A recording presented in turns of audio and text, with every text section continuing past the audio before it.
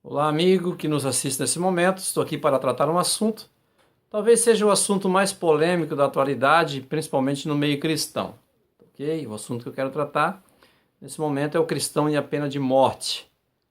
Perceba que é um assunto bastante delicado, porque a Bíblia no Antigo Testamento ela era explícita, né, clara, a pena de morte, enquanto que no Novo Testamento aí, então há umas questões a serem interpretadas a respeito da pena de morte, tá ok? Eu quero partir do princípio em que Jesus não condena a pena de morte, ele não prega contra a pena de morte.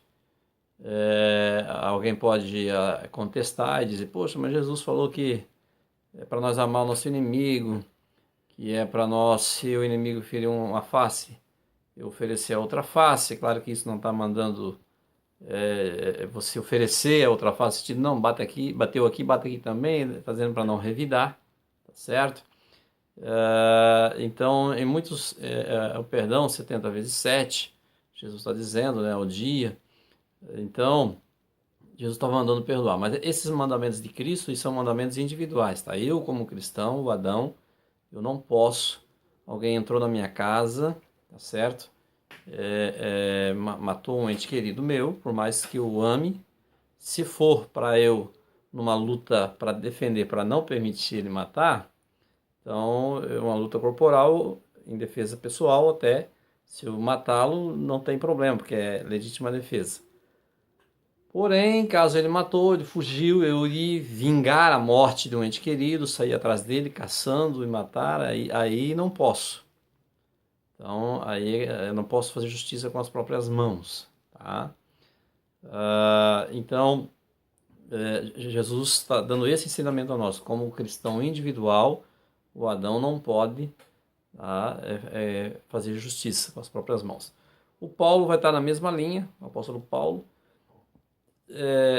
Tanto Jesus não falou contra a pena de morte, quanto Paulo também não vai falar, que é o maior escritor do Novo Testamento.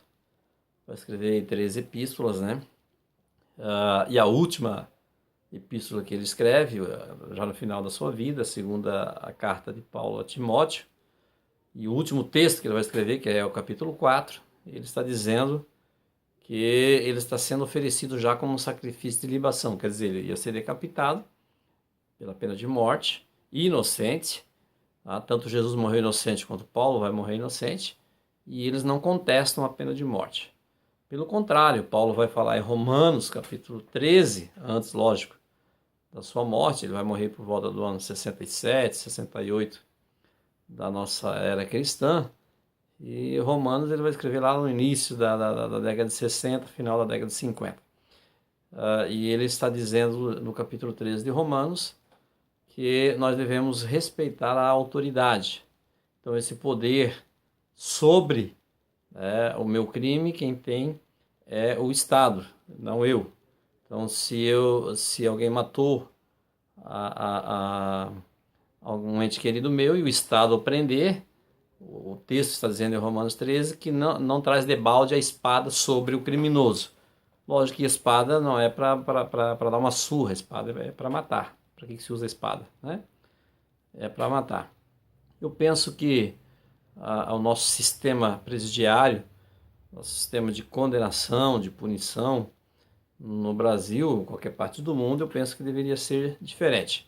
Tem um conceito basicamente assim, tá certo?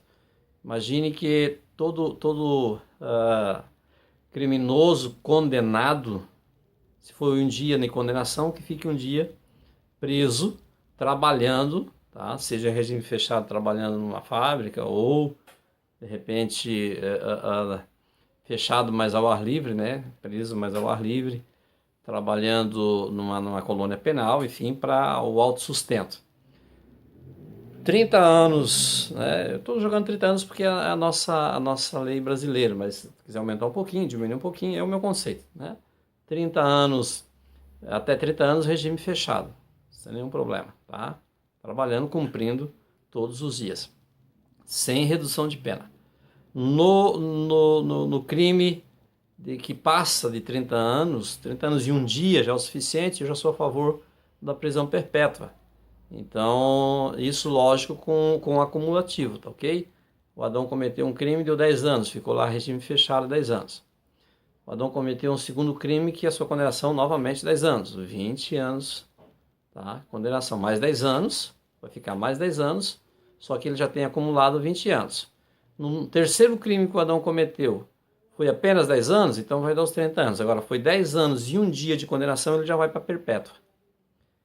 Ok? E aí, imagine que ele cometeu, então, mais 10 anos, deu 30 anos.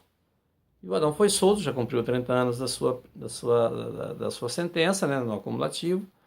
E o Adão vai lá e comete um crime hediondo, um crime, matou várias pessoas, explodiu um shopping center, enfim, um local público, matou uma infinidade de pessoas aí. E o Adão é condenado, então, agora a 70 anos e um dia. Somando os 30 que ele tem, vai para 100 anos e um dia. Então eu creio que até os 100 anos é perpétua, 100 anos e um dia para frente já entra a pena de morte. Ok? Então é basicamente esse conceito que eu tenho a respeito do sistema, tá? De prisão e de condenação, que eu acredito que tem que haver uma reforma no Brasil e tem que mudar. Então esse é o meu conceito com base, tá? Na Bíblia, ok? Você não vai encontrar uma discriminação nem de Jesus e nem de um outro apóstolo e nem do Paulo, que é o maior escritor, em relação à pena de morte. Pelo contrário, eles apoiam. Um abraço então e até a próxima, até o próximo assunto, se Deus quiser. Dá um like aí, se inscreva no canal, compartilhe para que a gente possa então influenciar outras pessoas a respeito do Evangelho. Um abraço.